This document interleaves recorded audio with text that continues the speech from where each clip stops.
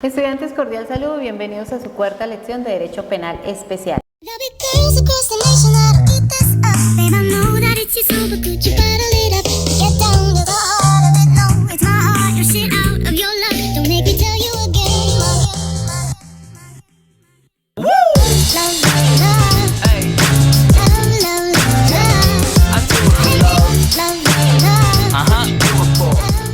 En el día de hoy vamos a manejar todo lo relacionado al tema del derecho internacional humanitario.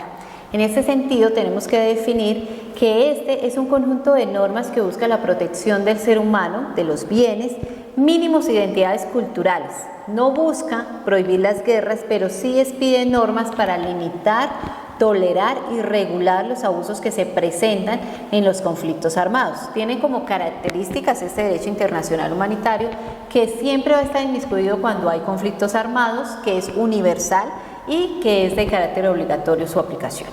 Regulan normas que se aplican durante las hostilidades para atenuar los riesgos de la guerra, los heridos, los enfermos, los náufragos de las Fuerzas Armadas, protege a las víctimas de los conflictos armados internacionales y nacionales. ¿Cuáles son las personas protegidas por el derecho internacional humanitario? Pues son los prisioneros de guerra y detenidos, población civil, mujeres, niños, personas refugiadas y desplazadas, personas desaparecidas, náufragos y personal médico.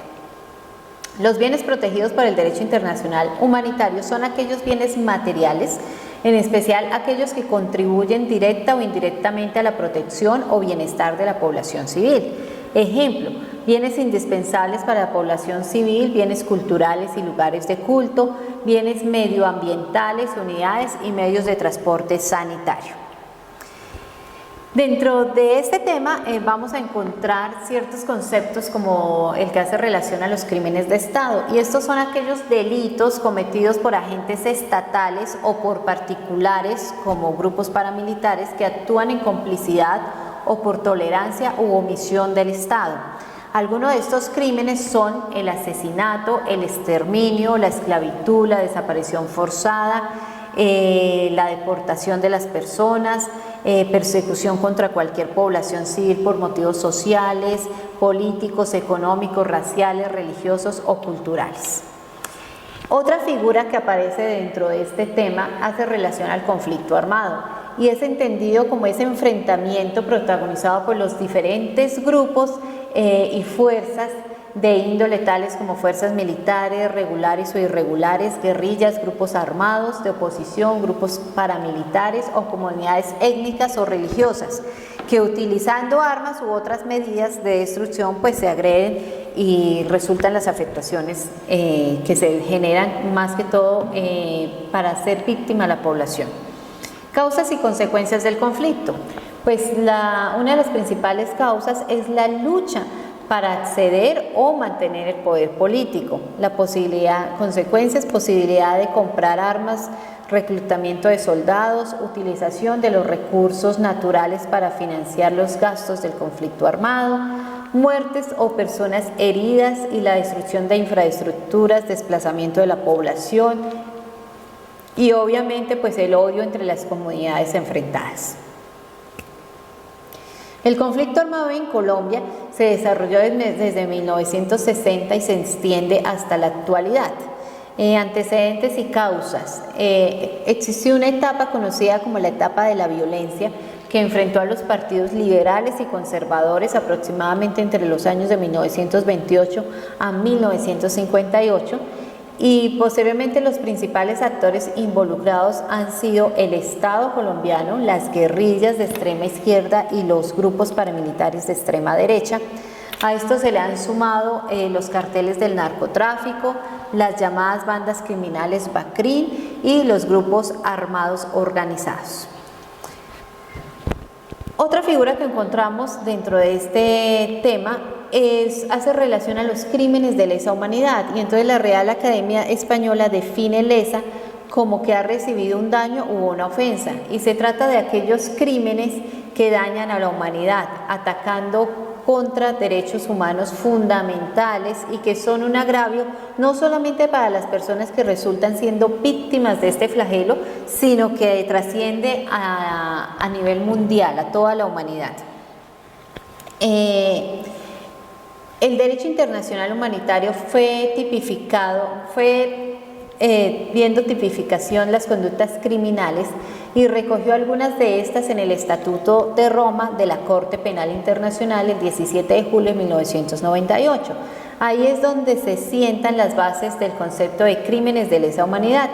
Es importante resaltar en este punto que estos crímenes de lesa humanidad tienen la característica de que son imprescriptibles, es decir, su persecución por parte de los estados no tienen un tiempo definido, sino que persisten en el tiempo, porque nunca prescriben, no hay caducidad para ellos. ¿Qué crímenes de lesa humanidad se pueden entender? Pues está el asesinato, el exterminio, la esclavitud, deportación, traslado forzoso de población, privación grave de la libertad, tortura, delitos sexuales que se cometen por parte de un ataque generalizado o sistemático contra la población civil y con conocimiento de dicho ataque. Bueno, la figura de la Corte Penal Internacional toma acá gran fuerza y gran relevancia.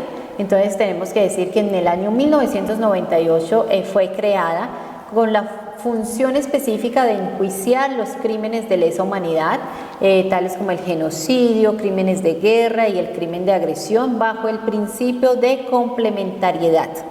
La competencia de la Corte Penal Internacional es concurrente con la de los estados nacionales.